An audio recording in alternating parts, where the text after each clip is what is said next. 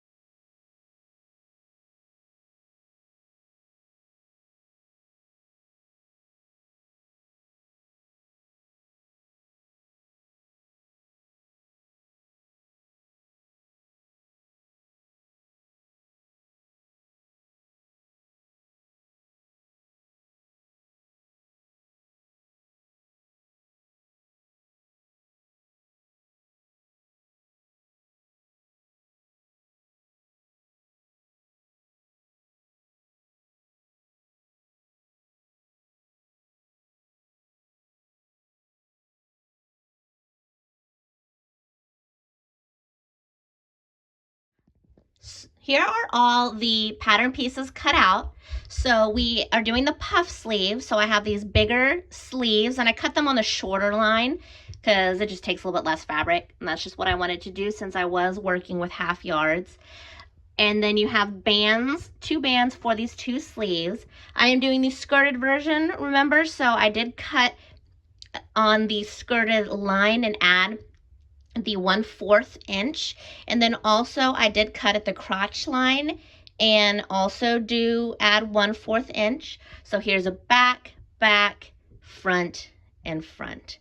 And then here are our skirt pieces. If you can cut them on a double fold so it's one piece, I would recommend doing that. It's just easier, but I did not have enough fabric to do that, so that's okay. So I just have 2 skirt pieces that I'll sew together, and then here is just a bunch of binding that I have. You can never have too much binding. Let's get started. We're here at the sewing table, and so how we're gonna start is we're gonna take our front and back piece, and lay them right sides together. And we're gonna sew one shoulder. And we're doing only one shoulder because I am going to be using a binding attachment, and you have to do it flat. You can't do it in the round.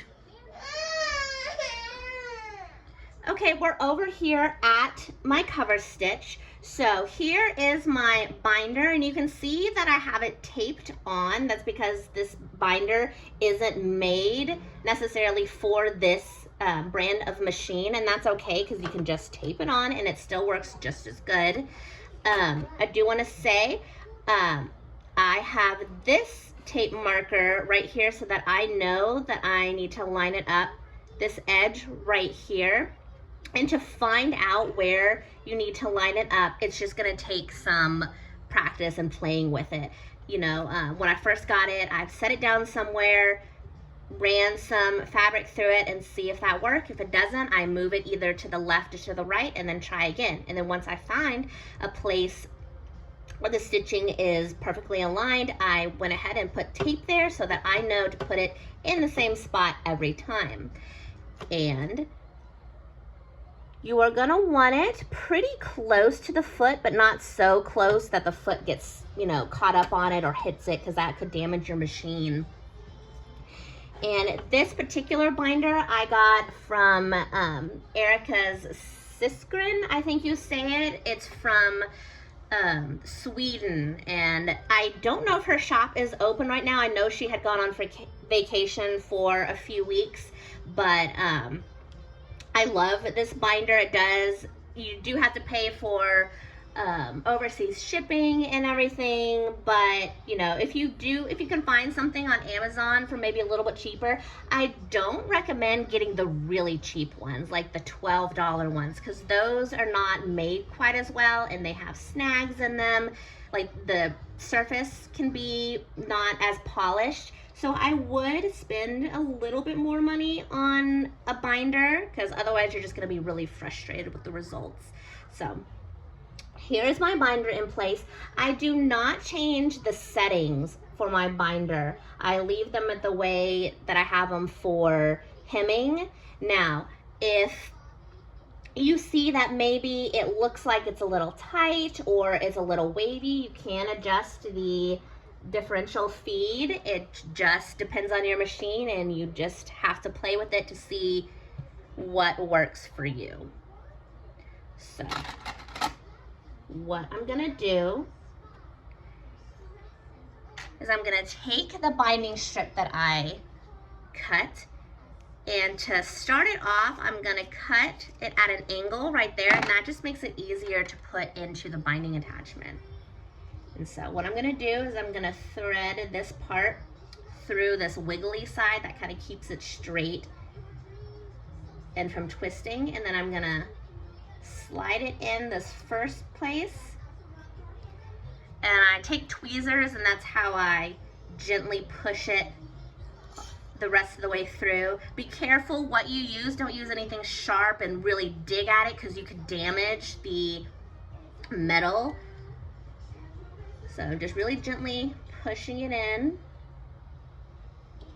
and then it's all the way through. So I like to kind of start the fold with my fingers and push it with my tweezers, and then I'm gonna put it through and underneath the foot. And the first few inches, you're just gonna go ahead and sew, not with anything in it, because you wanna make sure that the stitching is doing what it's supposed to do. So I'm gonna put the foot down and I'm gonna start sewing.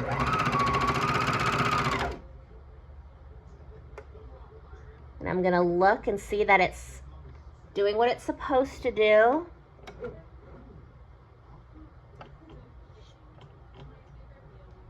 And then I'm gonna go ahead and start. Now, I do recommend for your binding strips that it be a thicker fabric. Like double brush poly probably is not gonna work so well for binding because it curls and it's very thin. Now, if you wanna do the heavy double brush poly, that would probably work. I have not used that yet, but this is medium rib, which I find works a lot better than the light or the original rib. So we're just gonna go in here. I'm gonna take my tweezers and I'm gonna kind of slide the corner of that in there, make sure it's flat. And I'm gonna start sewing. See that it catches. Now I'm not pulling, I'm not pushing, I am just holding it and helping guide it.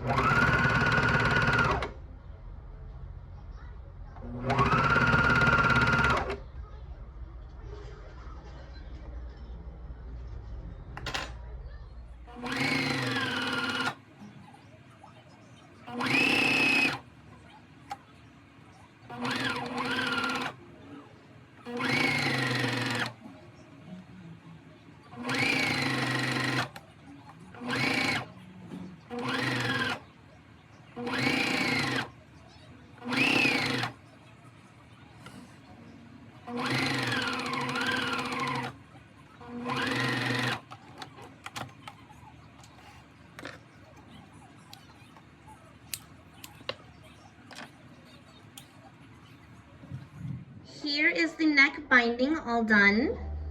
So now we're going to attach the other open shoulder. Now when I have binding like this, what I'm going to do, I'm going to line it up. And I have this aqua glue. It's by Prim. I got it off of Amazon. And I love this stuff. So it's a glue stick.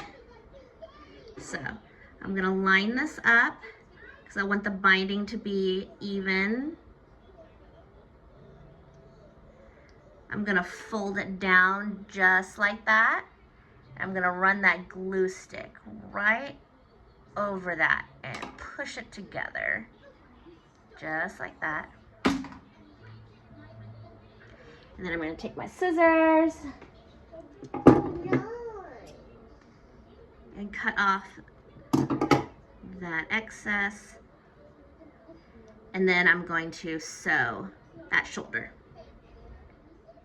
And so here is that shoulder sewn together. And like always, we are gonna tuck that tail just like this.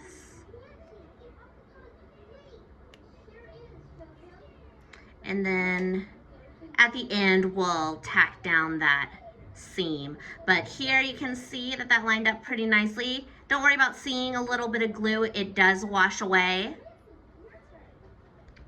So let's move on. Let's go ahead and move on to the sleeves.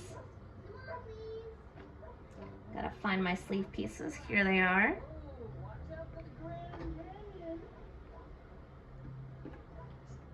So since we are doing the puff sleeves, we will be doing some gathering. So you can see that this is really wide and it wouldn't fit our arm side here. So what I'm gonna do is I'm gonna put my serger to the gathering settings. Again, I have a video on different ways to gather, and I'm gonna go ahead and gather here and here. Here are the top of the sleeves gathered. I gathered them up pretty tight. That way I could adjust and fit them accordingly to each sleeve, to each arm side, excuse me.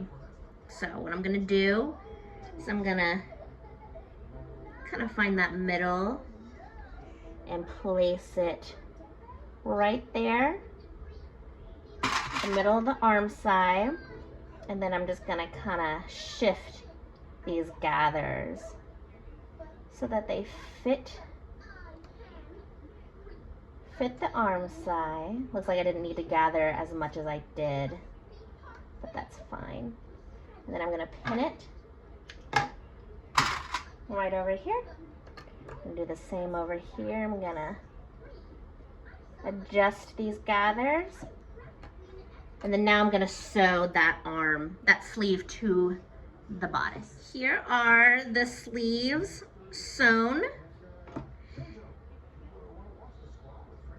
And so now let's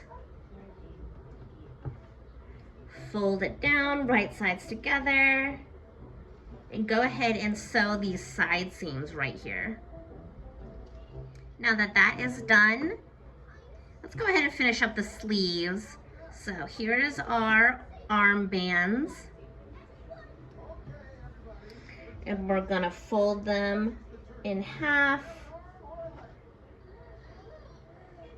and then down. And sew the short raw edge. Here are the bands done. And as you can see, these are too big to go into this band. So we are going to gather both of the other side of the sleeve. Now those sleeves are gathered, so we can go ahead and put our bands inside. I'm gonna line up this seam with the seam of this sleeve. And then just kind of fit that in there, just like this. And do the same for the other side and sew it together. And that is both puff sleeves done, and that's the bodice done. So we're gonna turn this inside out.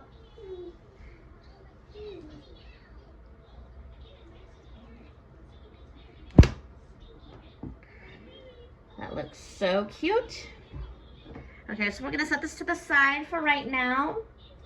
And let's work on the bottom. So there's our front, here's our back, right sides together, and we're gonna sew the side seams. Here's the side seams sewn, excuse me, and now we're going to add the binding to the legs, and we're gonna do it just like we did with the neck line. Here are the leg bindings done. So now what I'm gonna do, let's flip this inside out, and we're gonna do just like what we did on that other arm shoulder seam, and we're gonna line these up, put a little bit of that glue, and then sew them across.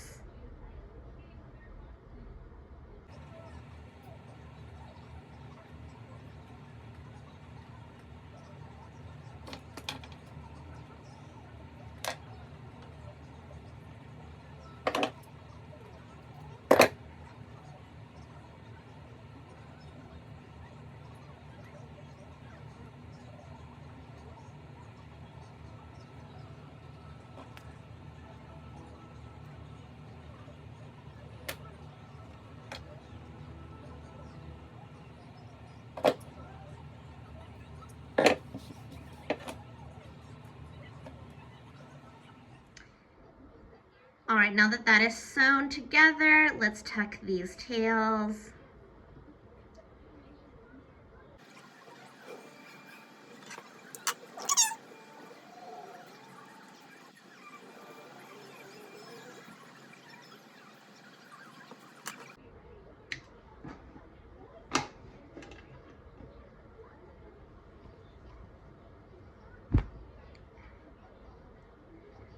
Bottom's done. Now let's take our skirt, take the front part, keep it folded where it was, and then I'm gonna mark the middle point right there. I'm gonna do the same over here.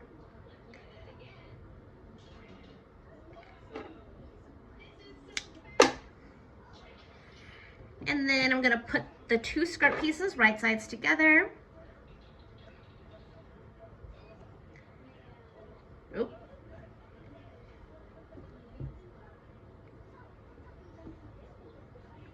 And I'm gonna sew the two sides together. Now that those are sewn, let's flip this inside out. And now we're gonna attach all the pieces together. So we're gonna start with the bottoms here. And we're gonna put the bottoms inside here.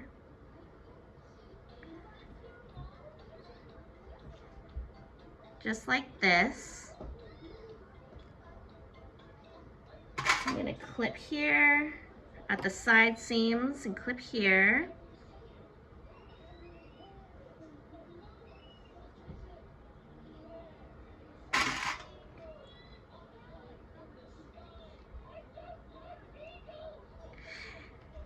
And then I'm gonna find the middle points, the front and the back, with that notch that I made on the skirt.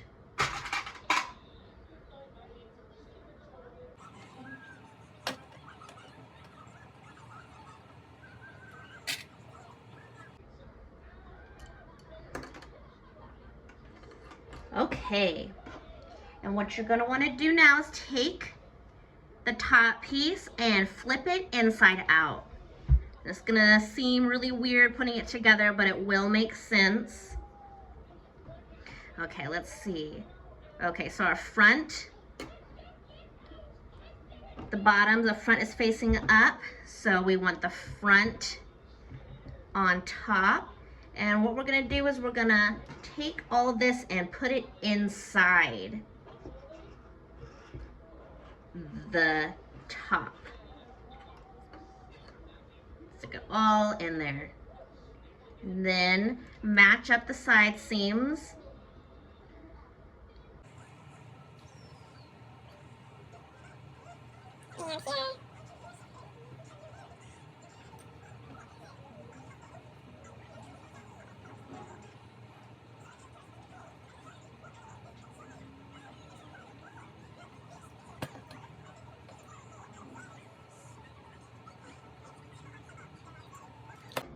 And now you're going to carefully sew all 3 layers together. After you sew all the pieces together, I'm going to tie off this tail.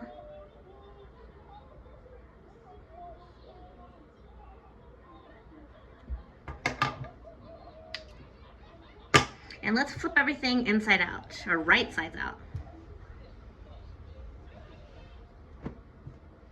And there it is. All right, so we're not finished yet. Excuse me. Now we are going to hem this skirt however you'd like, however you prefer to hem, and I'm going to go with my sewing machine and tack down all the places where the binding was attached. So I'm going to do that and I'll be right back. Here is the finished product. Here we have it hemmed. Here's that underside. Got the cute puff sleeves, and the back is scooped. Love the way this turned out.